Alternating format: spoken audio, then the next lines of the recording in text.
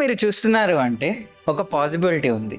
మీకు ఎన్ఎఫ్టీ గురించి మంచి ఒపీనియన్ ఉండకపోవచ్చు, లేకపోయింటే ఎన్ఎఫ్టీ గురించి మంచి ఒపీనియన్ ఉండొచ్చు. ఈ వీడియోలో నేను ఏ ఎన్ఎఫ్టీ గురించి ప్రమోట్ చేయట్లేదు, అలా అని ఏ ఎన్ఎఫ్టీకి అపోజ్ కూడా చేయట్లేదు. ఎన్ఎఫ్టీ ఎందుకు వచ్చిందో, ఎన్ఎఫ్టీ ఎందుకు క్రియేట్ అయిందో, ఎందుకు క్రియేటర్స్ యూజ్ చేస్తారో అది మాత్రమే నేను సింపుల్గా చెప్తాను. వెల్కమ్ టు తెలుగు డావో. ఈ ఛానల్లో హైప్ కాదు, క్లారిటీ కోసం చూడండి.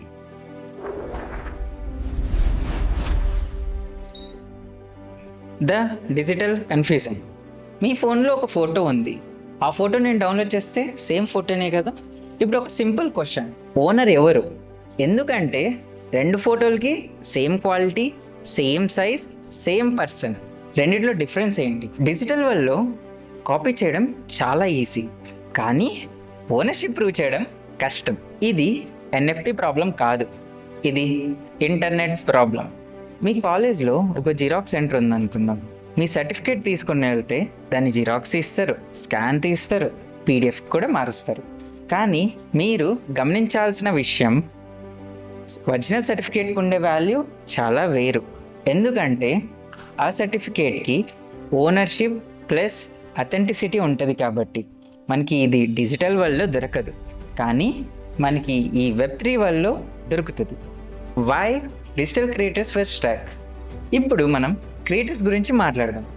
ఫర్ ఎగ్జాంపుల్, మీరు యూట్యూబ్లో వీడియో అప్లోడ్ చేస్తారు, ఇన్స్టాగ్రామ్లో రీల్ అప్లోడ్ చేస్తారు, ట్విట్టర్లో థ్రెడ్ రాస్తారు. దీంట్లో ఓనర్షిప్ ఎక్కడ? ఈ కంటెంట్ ఎవరిది?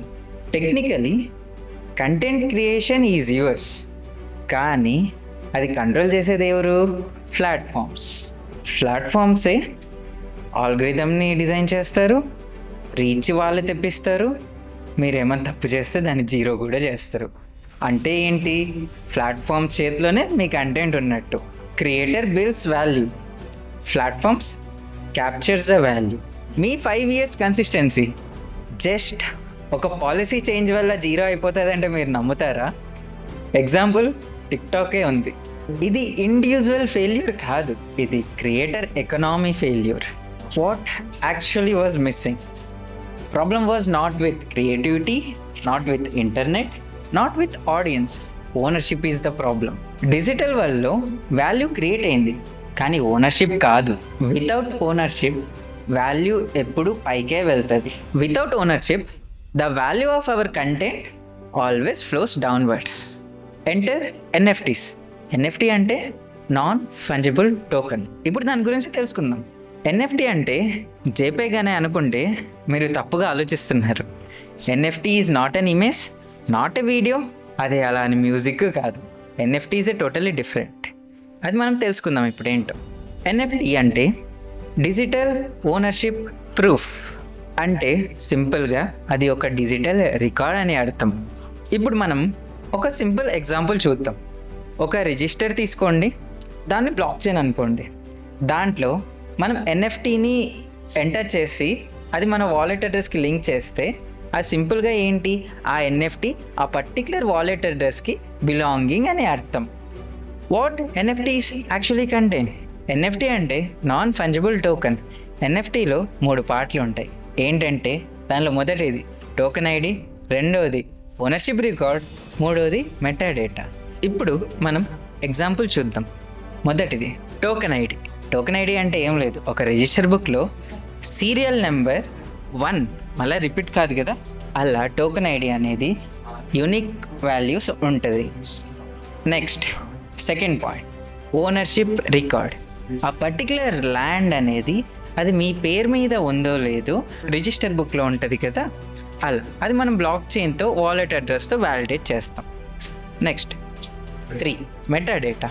మెటాడేటా అంటే ఆ పర్టికులర్ ల్యాండ్ ఎవరి పేరు మీద ఉంది, ఎక్కడ ఉంది, అది ఎన్ని ఎకరాలు ఉంది అనేది.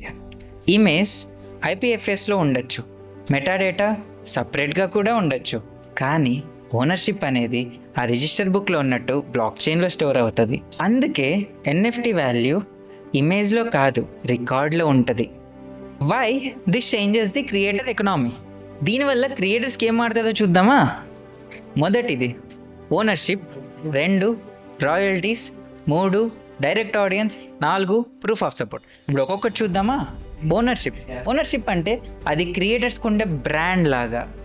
నెక్స్ట్ రాయల్టీస్ అంటే ఏం లేదు, ఓనర్ క్రియేట్ చేస్తాడు కదా, అంటే క్రియేటర్కి ఓనర్షిప్ ఉంటుంది కదా, ఆ ఒక అసెట్ని ఎవరన్నా వేరే వాళ్ళు ఎక్కడన్నా మార్కెట్ ప్లేసెస్లో అమ్మినప్పుడు దాని ఒక పర్సంటేజ్ వస్తుంది, అదే రాయల్టీస్ అంటే.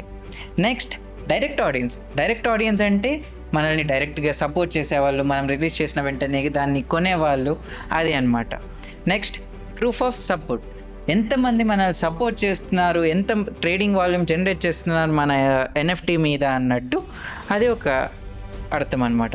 ఈ 4 మనకి క్రియేటర్స్కి ఇచ్చే ముఖ్య విషయాలు. NFTs are not just selling the art, అది మనకి కనెక్షన్ ప్లస్ ట్రస్ట్ బిల్డ్ చేస్తుంది, అదే NFT. What NFTs do not solve. ఇప్పుడు మీకు ఒక చిన్న అన్కంఫర్టబుల్ ట్రూత్ చెప్పుందా, ఎన్ఎఫ్టీస్ టాలెంట్ క్రియేట్ చేయవు, అలా అని గ్యారంటీ ఇన్కమ్ కూడా జనరేట్ చేయదు, అలా అని మిమ్మల్ని రీప్లేస్ కూడా చేయదు. ఎన్ఎఫ్టీ ఈజ్ ఎ టూల్, దాన్ని మిస్యూజ్ మాత్రం మనం చేయకూడదు. మిస్యూజ్ అంటే ఏం లేదండి, స్కామ్స్, ఓవర్ ప్రామిసింగ్, మళ్ళీ స్పెక్యులేషన్ ట్రాప్స్ చేయడం, అంతే. ఈ వీడియో ఎడ్యుకేషన్ కోసమే, ఫైనాన్షియల్ అడ్వైస్ మాత్రం కాదు. మీ డిసిషన్స్ మీరే తీసుకోవాలి, కాబట్టి జాగ్రత్తగా ఉండండి. సో ఒక చిన్న రీక్యాప్ తీద్దామా మొత్తం. ఎన్ఎఫ్టీస్ అంటే ఏంటి? ఎన్ఎఫ్టీస్ అంటే జస్ట్ జేప్యాగ్ మాత్రమే కాదు, అది ఒక డిజిటల్ ఆర్ట్ అనే కాదు. NFTs equals to digital ownership record. Creator ఎకనామీలో ఓనర్షిప్ లేకపోతే సస్టైనబిలిటీ లేదు అని అర్థం. ఈ వీడియో గోల్ ఒకటే, ఈ సెంటెన్స్ మీ బ్రెయిన్లో ఫిక్స్ కావాలి. ఏంటంటే ఎన్ఎఫ్టీ అనేది హైప్ కాదు, NFT is a correction for the creator economy. ఈ సిరీస్ తెలుగు డావోలో స్టెప్ బై స్టెప్ బిల్డ్ చేస్తున్నాం, కాబట్టి stay tune and watch for next episodes. నచ్చితే లైక్ చేయండి, నేర్చుకుంటే షేర్ కూడా చేయండి. This is Telugu DAO. I'm Vishnu Vaibhav, signing of.